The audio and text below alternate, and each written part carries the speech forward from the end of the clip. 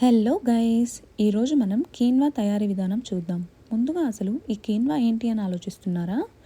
Quinoa అనేది చాలా పౌష్టిక విలువలున్న గింజలు. ఇది మన దేశం నుంచి వచ్చింది కాదండి. దీని మూలం పెరు అండ్ బొలీవియా దేశాలు. ఇప్పుడు మనం రెసిపీలోకి వెళ్ళిపోదాం. ముందుగా నేను ఒక కప్పు కీన్వాని బాగా వాష్ చేసుకుంటున్నాను. దీన్ని సరిగ్గా వాష్ చేయకపోతే చేదు వచ్చే ఛాన్స్ ఉంది. సో నేను రన్నింగ్ ట్యాప్ వాటర్ కింద పెట్టి దీన్ని క్లీన్గా వాష్ చేసుకుంటున్నాను. ఇప్పుడు ఒక 25 నిమిషాలు నీళ్ళలో నానబెట్టుకోండి.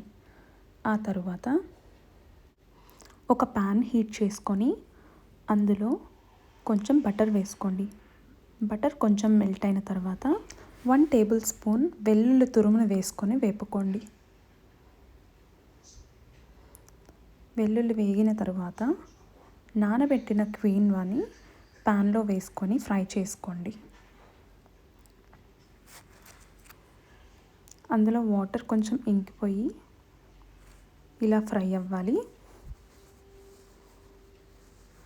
ఆ తర్వాత ఇందులో కొంచెం పసుపు, తగినంత ఉప్పు, కొద్దిగా మిరియాల పొడి వేసుకొని కలుపుకోండి. ఇప్పుడు ఇందులో ఒక క్యారెట్ తరుగు, హాఫ్ బ్రోకలీ తరుగు వేసుకొని మిక్స్ చేసుకోండి. ఇప్పుడు ఒక కప్పు కీన్వాకి 2.5 కప్స్ వాటర్ వేసుకోండి. ఆ తర్వాత లిడ్ క్లోజ్ చేసుకొని 15 to 20 మినిట్స్ కీన్వాని బాగా ఉడకనివ్వండి. మధ్య మధ్యలో లిడ్ ఓపెన్ చేసి స్టిర్ చేస్తూ ఉండండి.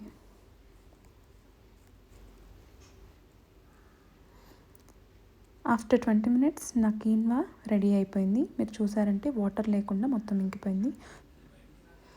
ఇప్పుడు మనం ఫ్లేమ్ ఆఫ్ చేసుకొని కొంచెం సేపు కూల్ చేసుకుందాము. ఇలా 5 to 10 మినిట్స్ కూల్ డౌన్ చేసిన తర్వాత మనకి పర్ఫెక్ట్ టెక్స్చర్లో ఉన్న కీన్వా రెడీ అయిపోతుందండి. చూసారంటే కింద అంటుకోకుండా నీట్గా కీన్వా వచ్చేస్తుంది అండ్ పొడి పొడిగా ఉంది. నేను ఈ కీన్వాని ఆలూ కర్రీతో సర్వ్ చేసుకొని లైట్గా కొరియాండర్తో గార్నిష్ చేశాను. అంతేనండి, మన న్యూట్రిషియస్ కీన్వా రెసిపీ రెడీ అయిపోయింది. కీన్వా అనేది rich in fibre, iron and several minerals అండి. It is also gluten free. ఇందులో ప్రోటీన్ కంటెంట్ కూడా చాలా ఎక్కువ అండి. ఎగ్ కంటే ఎక్కువ ప్రోటీన్స్ మనకి కీన్వాలో ఉంటాయి. సో వెజిటేరియన్స్కి ఇది చాలా మంచి ఆప్షన్. రైస్ లాగే దీని కుకింగ్ కూడా చాలా ఈజీ అండి. మీరు ఇలా వెజిటేబుల్స్ వేసుకోకుండా ప్లెయిన్ కీన్వా చేసుకోవాలనుకున్నా చేసుకోవచ్చు. Same process. ఒక కప్పుకి 2.5 కప్స్ వాటర్ యాడ్ చేసుకోండి. Thank you for watching and for more recipes please follow hunger and wonder. Thank you.